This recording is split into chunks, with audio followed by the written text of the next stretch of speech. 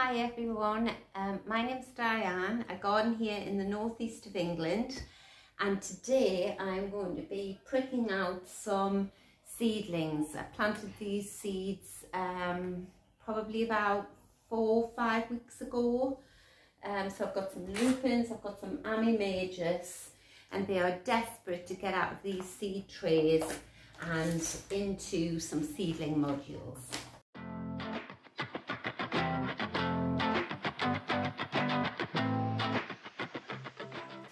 Right, so just a quick update. All these little plants here, I've got Ami majors, I've got antirrhinums, I've got lupins. They're all white flowers and they are for the white garden that I'm creating out the back of the house. So I planted all the seeds a few weeks ago. And the other part of the story is that I've had my new greenhouse has been delivered months ago now, and I've just finished painting that today. It's a wooden greenhouse and I've painted it in the garage over the last few weeks, but the weather, it's just never stopped raining. So my thinking was that the greenhouse would be up by now and then all these little seedlings could go in the greenhouse.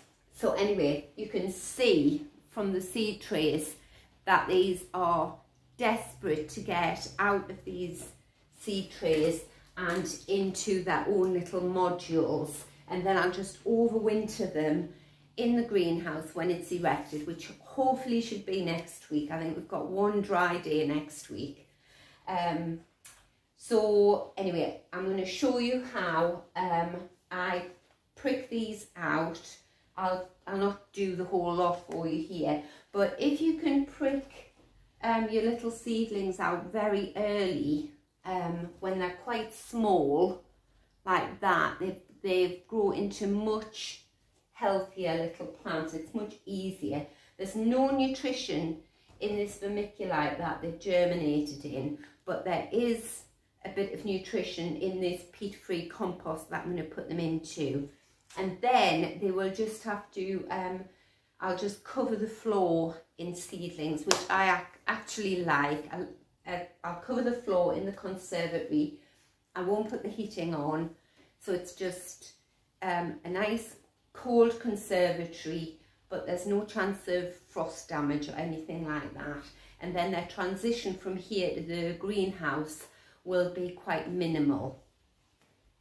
Whereas if I kept these in a heated room and then put them out into the new greenhouse, I might lose them. It would be too much of a shock to their system. Right, I'll change the camera position so that we're focused on these rather than me.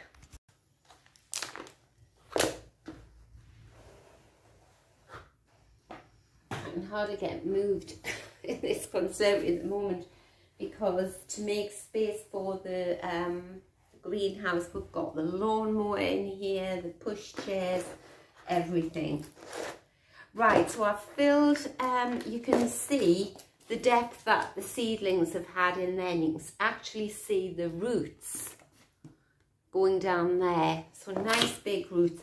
But each one of these little plants is going to have its own little module now. So all you have to do is you get the seedling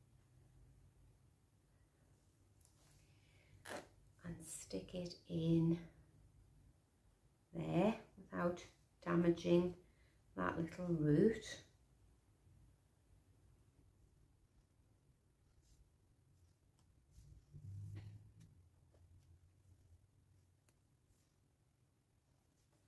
I think these lupins are called Noble Maiden.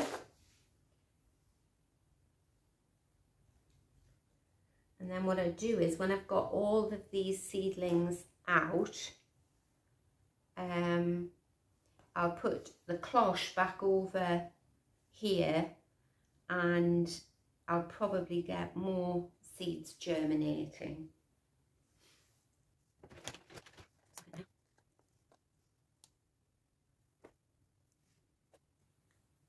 They've got nice long root runs on them.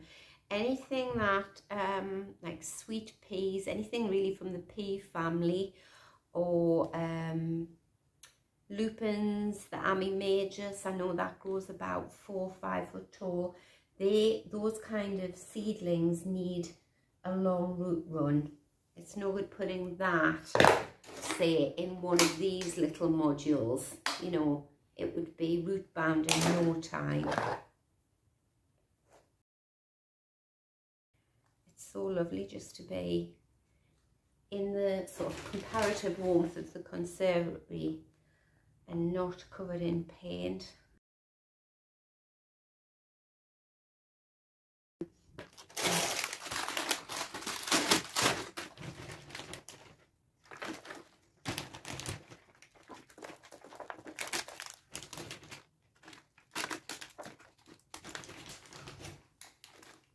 Normally you would put little markers in these to tell you what they are, but I recognise lupins, so I don't need a marker for them. And I'm going to keep all of these seedlings round my house here to go in the greenhouse here, because I do use the greenhouse that used to belong to my late father-in-law who lived round the corner. So I still use that greenhouse, and that is full at the moment of wallflowers, hundreds of lupins, but not white ones, and what else have I got? Foxgloves in there, plus all of the geraniums that I'm overwintering.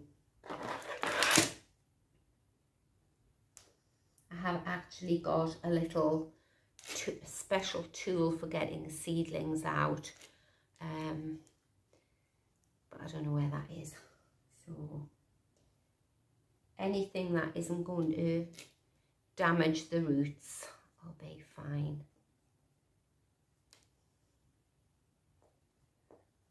As you can tell, I'm not the most organised or the tidiest of workers, but I do get the job done. So, and what happens if you leave your seedlings too long and they haven't got enough room for their roots to get down, they'll become sickly. They need some nutrition now. But having said that, once these are out in the new greenhouse and the temperature drops even further, they'll just go dormant. I really planted these seedlings because I love planting seeds and looking after seedlings. But also it does give you a bit of a head start in the spring. So no, I mean, this would be perfectly fine if you planted these out, the seeds out in, oh, I don't know, end of March, April. And they would probably catch up, but I do love planting seeds. You can't plant all seeds in the autumn and expect them to come up, but there are quite a few that you can. Right, so yes, I recognise those. So all I'm going to do here is I'm going to pat this vermiculite back down, and then I'll cover it with a cloche, and that vermiculite will warm up again, and I'll probably get a new flush out of there, because I think I had 30 seeds, whereas here I've only got 12 out of the 30, so there's quite a few more to come up. Now I also recognise this seedling here as well, and this is Ami majus, a beautiful tall white, it's called bishop's flower as well, and it just looks lovely in my garden. It's sort of, I always think of it as the hippie of the garden. It grows really tall and leggy, and it just sort of flops around on using other plants as support. So it'll go through your goldenrod or your hydrangeas, your rhododendrons, and it's just a delightful white froth. It's beautiful.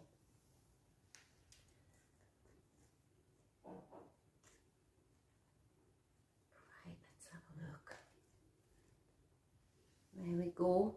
Can you see the length of that root? Just pop him in there. And then what I'll do is I'll water them from the bottom up. So I'll put water in this seed tray. And that will encourage these lovely new roots to go down.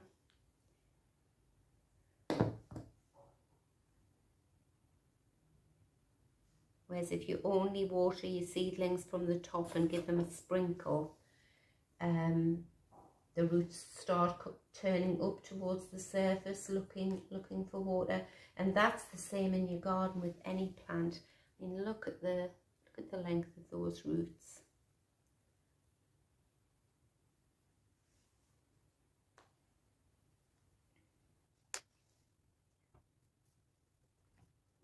I thought it was about 3 o'clock in the afternoon. I've just looked at the time and it's 5 o'clock. I'm losing my mind. Hours just whiz by when you're painting. I've listened to loads of podcasts and TED Talks.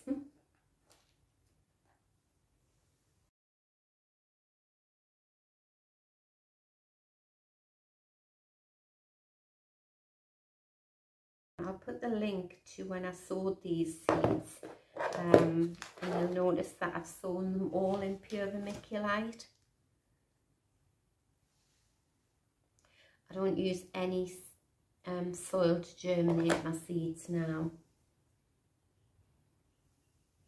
because seeds really just need a lovely free draining loose medium to grow in. They don't need any nutrition. But when the plants get to this size, then they need a bit of a feed.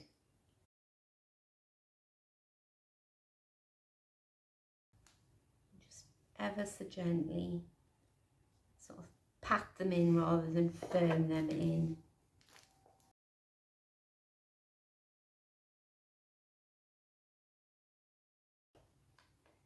This compost is peat-free, but it's got added seaweed. So we'll try this one. See how this fares. It's a bit of a lottery at the minute, isn't it, with the peat-free composts.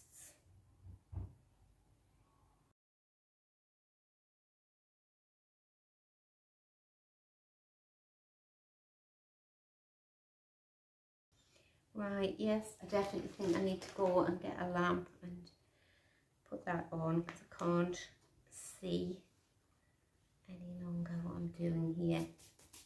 So that's how I pot on my little seedlings. I'm just going to sit here now for another hour or so and prick these all out. I've got hundreds of Ami majors. I always plant too many, but the little, I've got antirrhinums there. I don't know whether you can see, so they are far too small to prick out at the moment.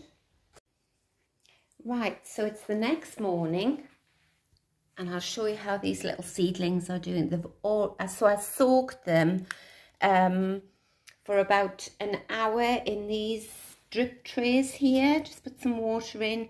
Now I'm watering the seedlings that are left here. I've also covered the lupins with a cloth. Oh, there's another one coming up already, you see. Yeah, so it's quite cool in here, but I don't want everything to be germinating and growing really quickly. What are these? These are the verbascum. So they're already starting to sprout. See, he's ready to pot up already.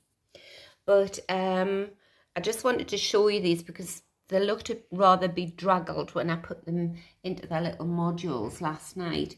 But this morning they've really perked up. I'll just show you over here as well.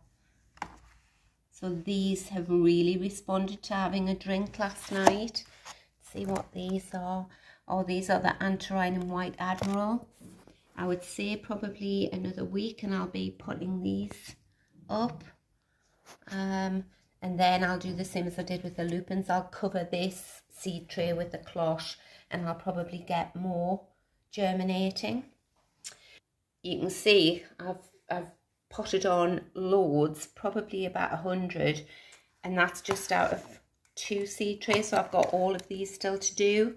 But because I disrupted their roots, I gave this seed tray a good drink from the bottom again, just stood it in a drip tray there, and these have perked right up. There's a few looking a bit stressed in the middle there where I've been digging around, but the rest of them look great. These are tiny. What are these? Oh, these are the white foxgloves. And I'm not worried about these being tiny because all of a sudden foxgloves just shoot off. Right, so excellent. Right, so that's it for today. Just a short video just to keep you updated on what's happening with the seedlings.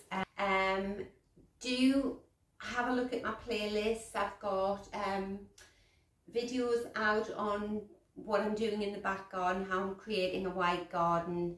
There's a whole section on the greenhouse, and then there's a section on just sort of the general garden. So yes, until next time, take care and bye.